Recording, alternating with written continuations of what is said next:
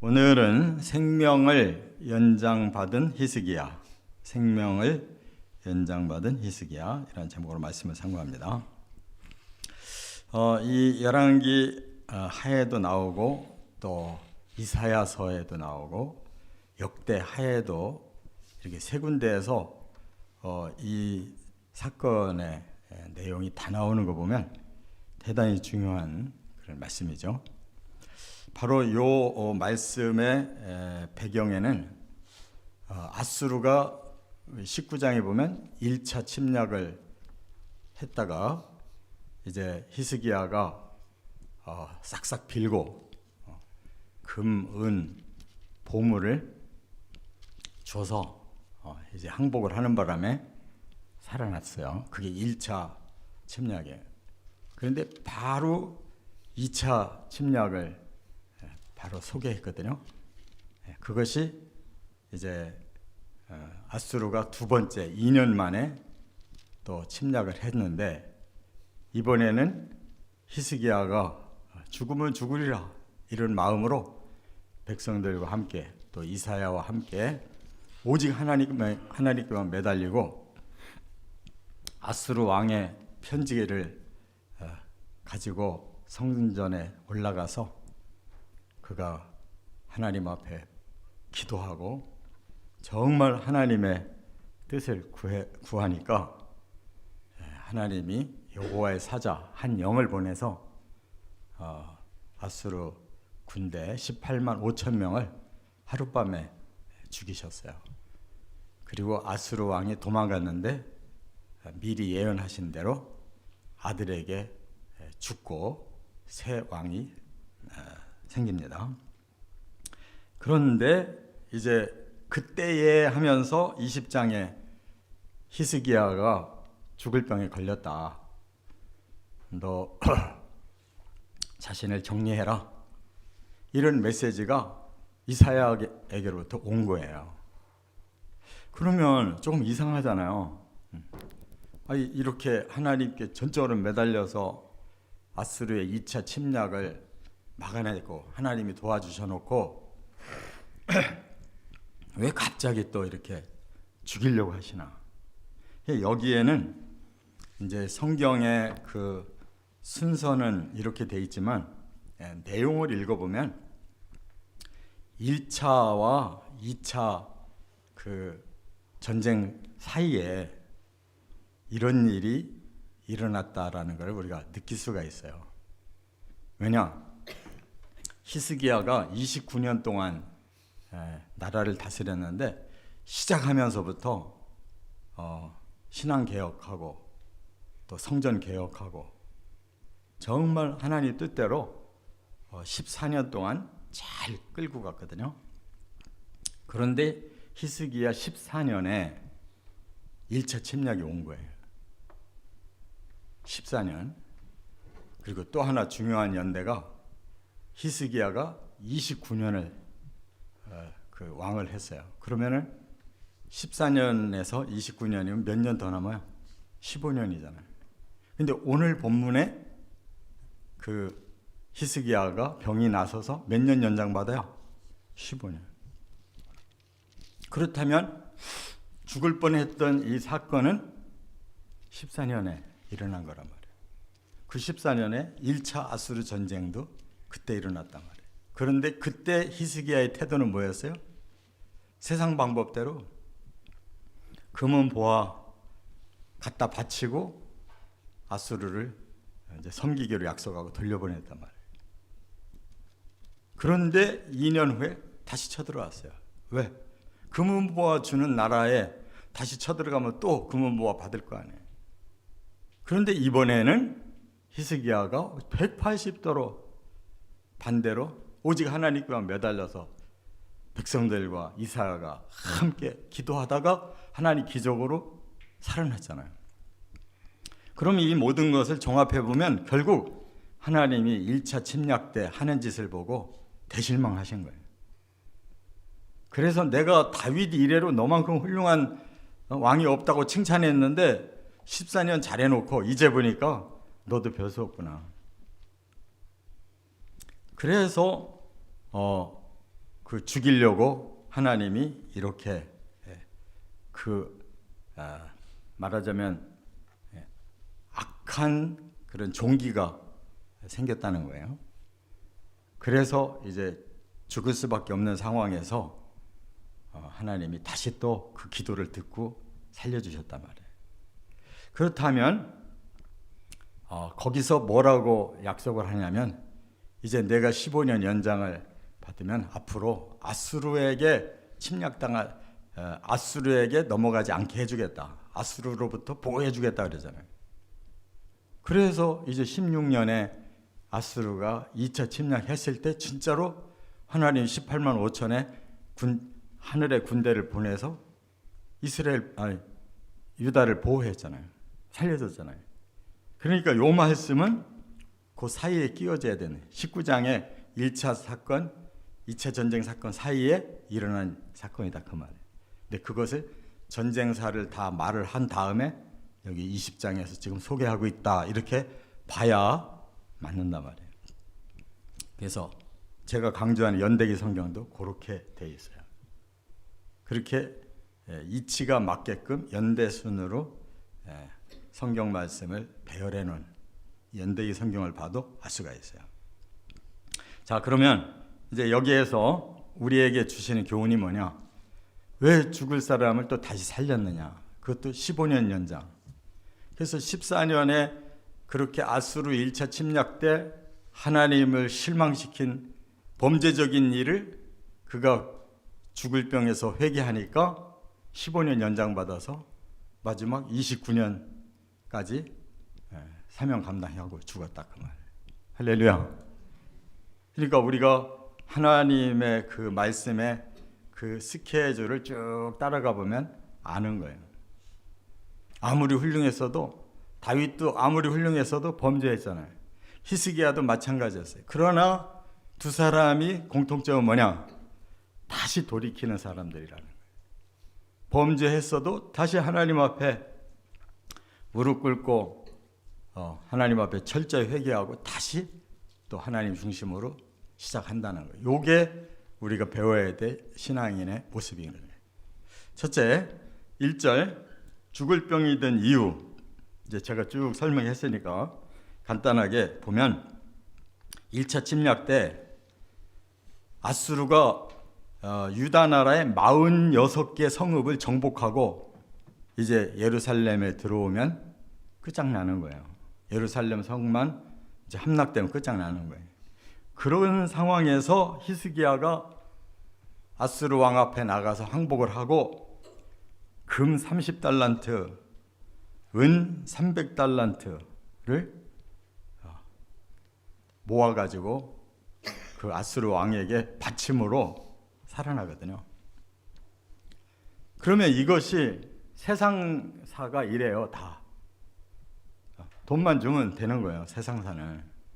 근데 하나님이 여기에 아주 자존심이 상하신 거예요. 하나님이 어떤 나라를 세우려고 했어요? 세상 나라를 세우려고 하는 게 아니잖아요. 지금 다윗에게 기대했던 나라가 뭐예요? 오직 하나님 중심의 나라, 오직 진리의 말씀대로 사는 나라, 이런 특별한 나라를 하나님이 이스라엘을 통해 예표를 주시고 그리고 그들을 전도자로 온 세계에 퍼뜨려서 세상 사람들 구원하려고 한 거예요.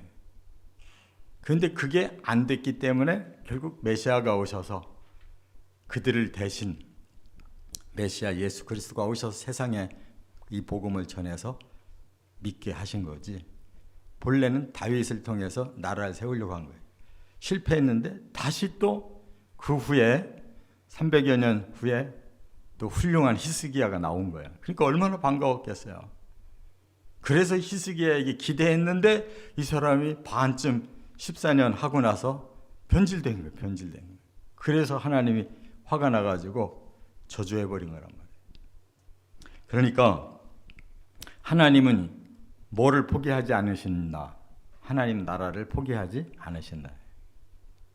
지금까지도 하나님 나라를 세우려고 지금도 이 종말의 막바지까지도 바로 하나님이 남은 자들 끝까지 믿음으로 가는 자들 찾아내서 하나님 나라의 백성으로 삼으신다, 그거예요. 믿으시 바랍니다. 이게 성경의 핵심인 거예요. 그러니까 아무리 이 종말이 됐어도 이 교회가 이제 말하자면 하나님을 배신하고 나가는 자들이 많이 있어도 하나님 결코 포기하지 않아요. 나갈 놈들은 나가도 끝까지 다윗이나 히스기야와 같이 회개하고 끝까지 남은 자는 살린다는 거예요.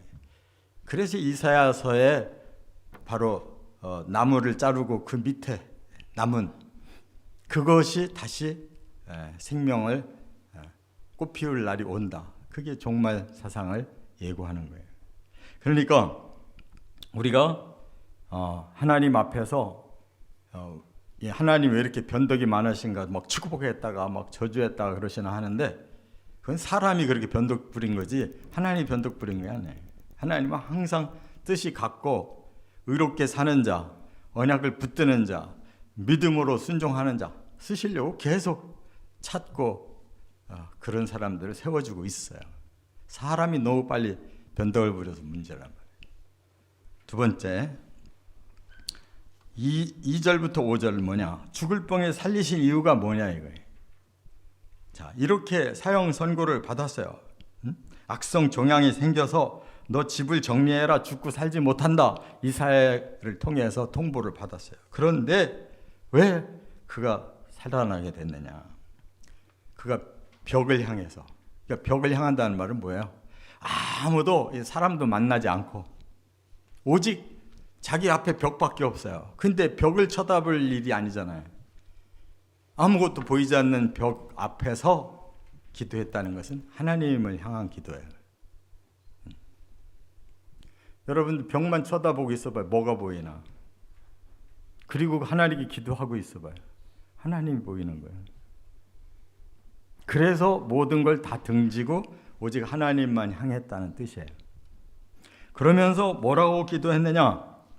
하나님, 제가 그래도 하나님 앞에 악한 짓만 한 게 아니지 않습니까?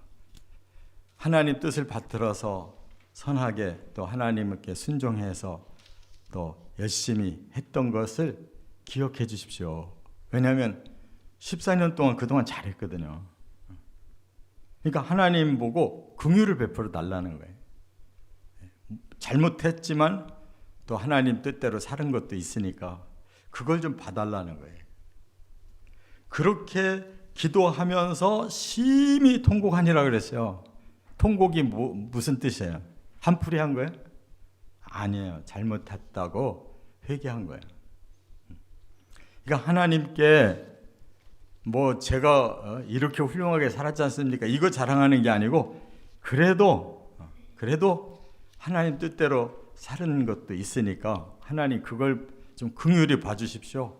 그러면서 제가 이렇게 잘못된 길을 갔습니다. 이제 다시 하나님께서 용서만 해주시면 제가 똑바로 살겠습니다 하고 심한 통곡, 회개의 기도를 했다는 거예요. 그랬더니 하나님이 이사야를 불렀어요. 뭐라고? 내가 그의 기도를 들었다. 그러니 너는 돌아가서 다시 내 말을 선언해라. 너를 다시 살려주고 15년 연장해주겠다. 이렇게 메시지를 이사야에게 했어요. 직접 히스기야가 들은 게 아니에요. 이렇게 해서 히스기야가 살아나게 된 거예요. 그러니까 하나님 앞에는 뭐가 제일 중요하다?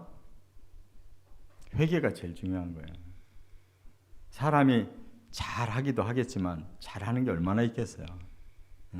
우리가 태어날 때부터 죄성이 우리 안에 있고 우리 조상부터 원죄가 저주가 여기 있는데 죄성이 살아있고 원죄의 저주를 가지고 태어난 몸이 무슨 삶을 그렇게 잘 살겠냐고.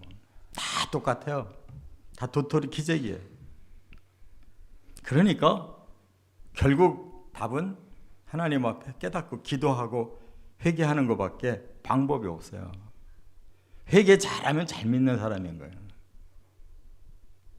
그렇게 하나님께서 이렇게 글을 내가 다시 살리고 글을 쓰겠다. 3일 후면 그의 병이 낫는다. 이렇게 선언하게 하셨어요. 그래서 세 번째 6절부터 11절에 수명을 15년 연장해 주셨다. 자, 그러면 이 15년에 연장하신 뜻이 뭘까요? 앞으로 어떻게 살으라는 거예요? 14년 잘 했던 것처럼 중간에 요 범죄를 회개했으니 없던 일로 치고 나머지 15년 너에게 기회 준다는 거예요. 이제 반 동안 왔는데 다시 내가 반 또 주겠다는 거예요. 자, 그랬을 때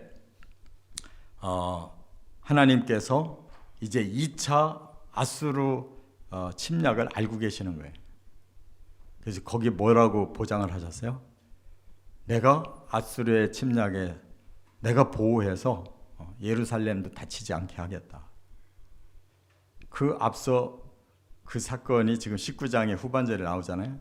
37절까지 우리 했어요, 이미. 그런데 그것을 미리 예언해 주신 거예요. 이사야 통해서.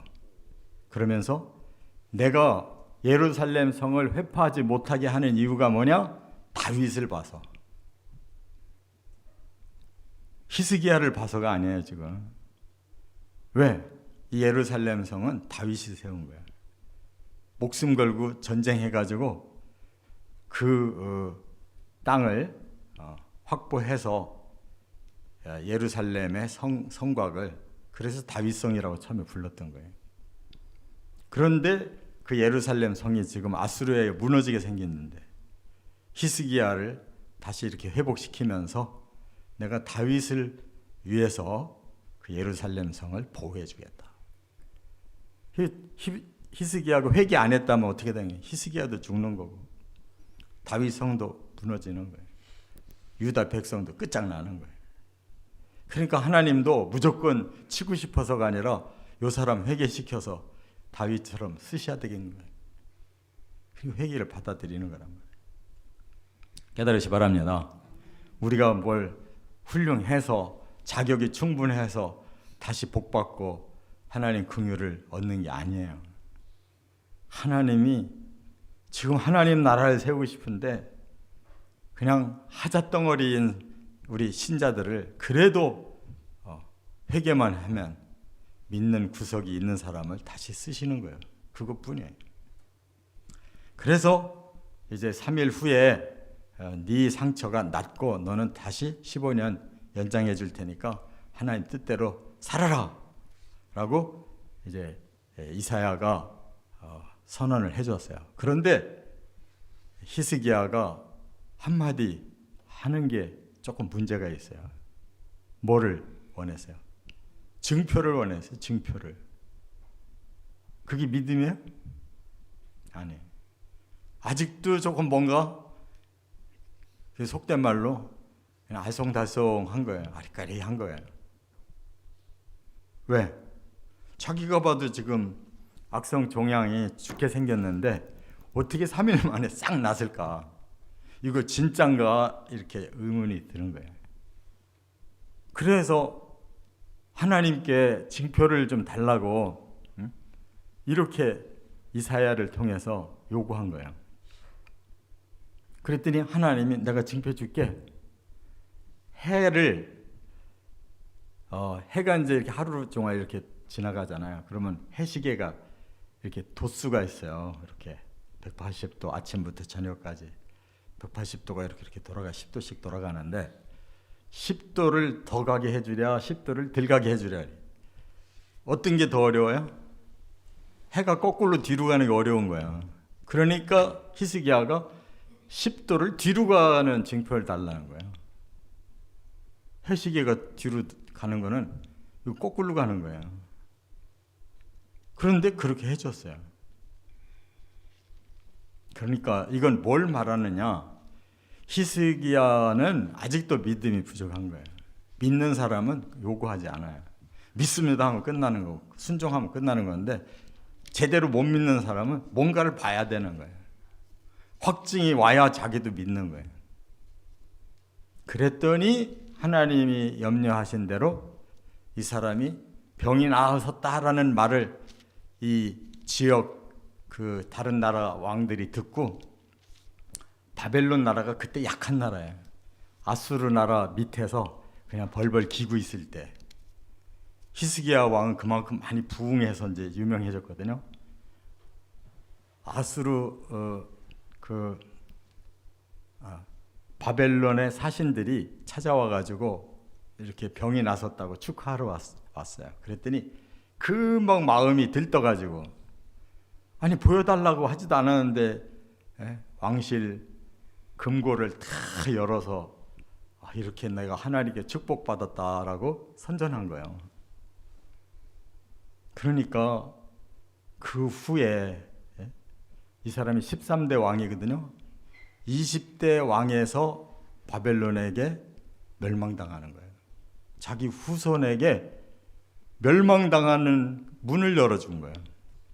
바벨론이 그렇게 부자 나라라는 것을 알았잖아요.